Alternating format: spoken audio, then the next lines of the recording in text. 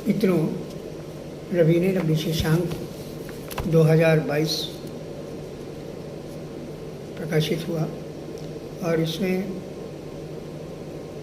मेरे ऊपर केंद्रित महाविशेषांक निकाला गया। इसमें कथाकार और पत्रकार सुनील श्रीवास्तव के संस्मरण हैं। उन संस्मरणों को मैं आपसे साझा कर रहा हूँ। देखिए, मैंने इलाहाबाद में अपने कुछ मित्रों के साथ मिलकर अवकाश पत्रिका का संपादन किया। उस संपादन का पहला अंक बाजार में आया, उस पर सुनील श्रीवास्तव ने लिखा है। पहला अंक जब छपकर बाजार में आया तो काफ़ी सराहना मिली। सुशील काफ़ी प्रोत्साहित हुए और उनके अवकाश के ही ओढ़ना बिछौना हो गया। अवकाश के प्रथम अंक का विमोचन केंद्रीय संचार मंत्री श्री हेमवती नंदन बहुगुणा ने किया। सुशील ने शायद पहले ही बहुगुणा जी को बता दिया था कि अवकाश का उद्देश्य राजनीतिक नहीं है, इसलिए बहुगुणा जी ने अवकाश की प्रशंसा करते हुए कोई भी राजनीतिक बात नहीं की और संपादन की तारीफ करते हुए उज्जवल भविष्य की कामना की।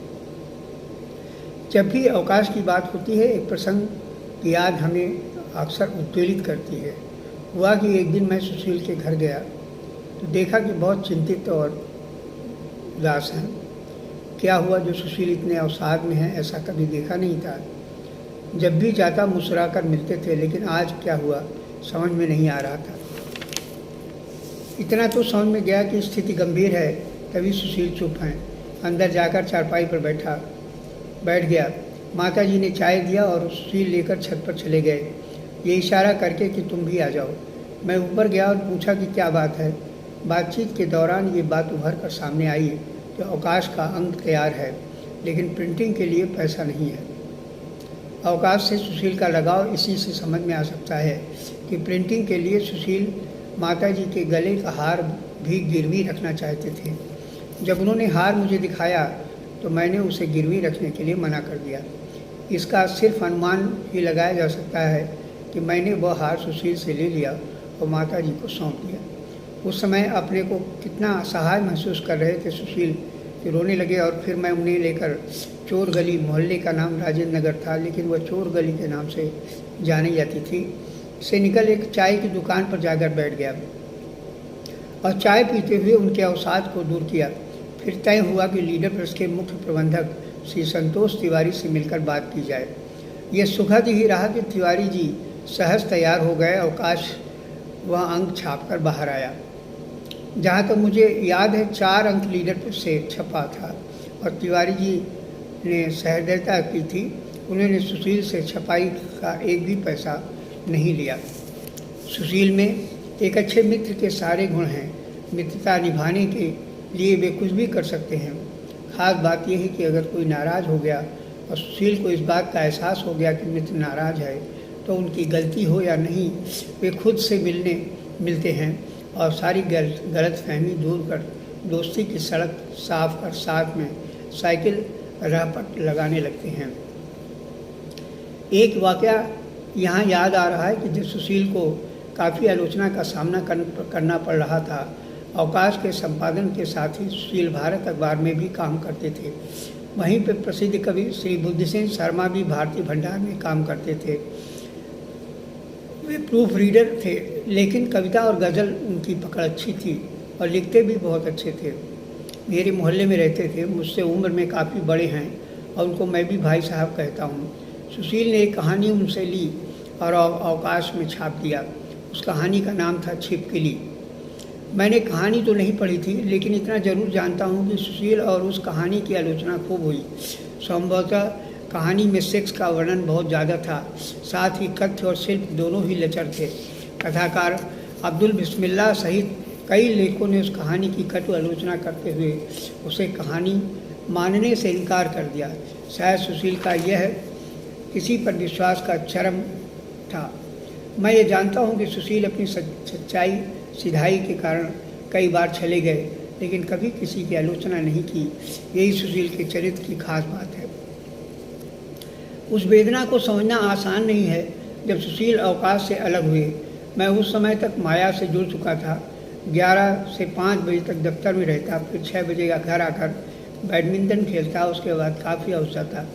ये मेरा नित्य का नियम सा बन गया था। एक दिन सुशील कॉफ़ी हाउस से लौट रहे थे और मैं जा रहा था कि पहले सिनेमा के सामने मुलाकात हो गई। तो अंदर की पीड़ा बड़ी मुश्किल से संभालते हुए बताया कि मैं अवकाश से मुक्त हो गया हूँ। ये जानकर मैंने सिर्फ इतना ही कहा कि चलो अच्छा हुआ। कारण मैं समझ गया था कि उनके मित्रों को सुशील को मिलने वाली ख्याति इतनी खल गई थी, वे इसे सहन नहीं कर पाते थे और सुशील के प्रति उनका व्यवहार बदल चुका था, जिसे सुशील भाग गए थे और बिना कुछ कहे किनारा कर लिया। ये उनका बड़कपन ही था कि किसी से कोई शिकायत या इसकी चर्चा भी नहीं की। खैर, मेरा सीधा संबंध या उनके किसी तरह का लगाव उनके मित्रों से नहीं था, जो भी था सुशील के कारण था। बाद में अवकाश निकला डिमाई साइज में, लेकिन वह बात नहीं रही। लेखकों का सहयोग भी मिलना बंद हो गया। एक कहानी उन लोगों ने कहने पर मैंने दी थी, काका की हार, लेकिन उस अंक की प्रति मुझे कभी नहीं मिली। अवकाश कब आज वाराणसी के मालिकों के पास गया ये तो मुझे मालूम नहीं हो सका, लेकिन एक बार सुशील जब मिले तो मैंने उनके मित्रों के मुकदमे करने के लिए सुशील से कहा तो काफ़ी भावुक हो गए और कहने लगे कि अवकाश मेरी जन्मना पत्रिका है, ये मैं नहीं कर सकता। उनके अंदर की दृढ़ता देखकर फिर हमने या दोस्तों ने कभी कुछ नहीं कहा।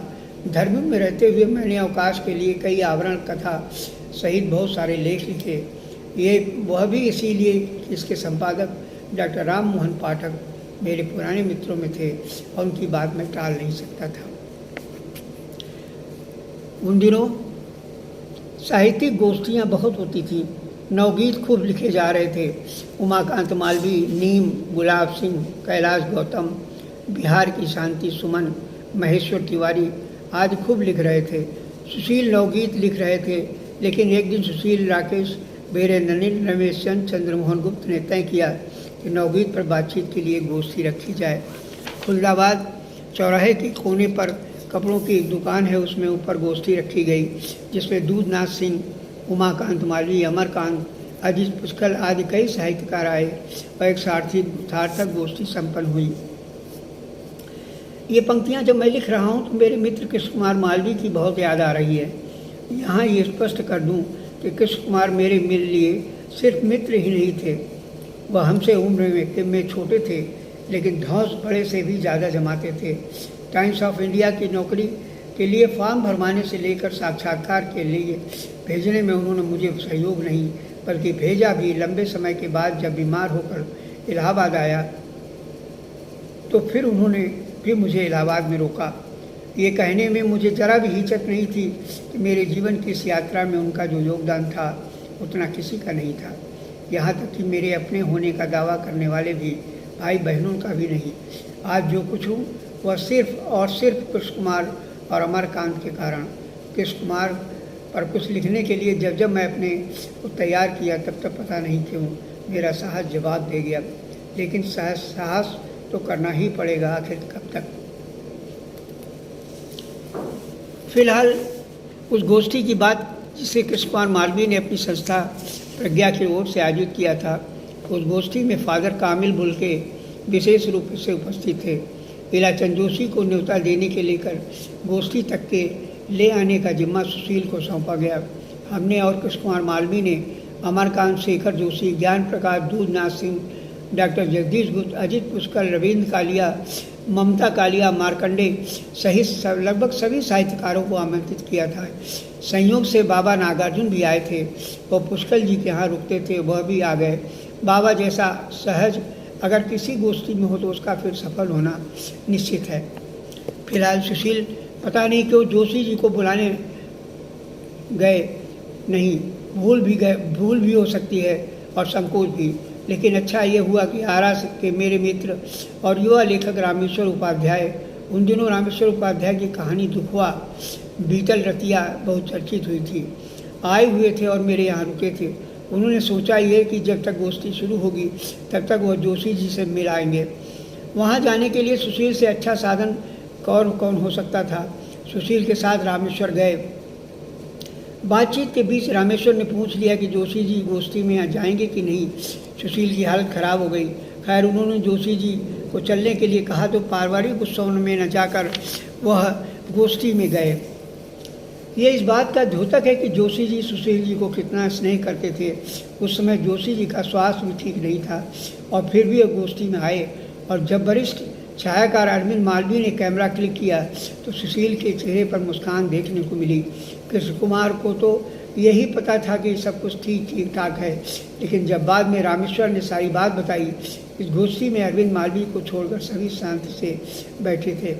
अरविंद काफ़ी बैठे थे, कभी बेचैन होकर खड़े हो जाते क्योंकि वे प्रत्येक क्षण को कैद कर लेना चाहते थे। संभवतः आज भी उनके पास वे चित्र होंगे।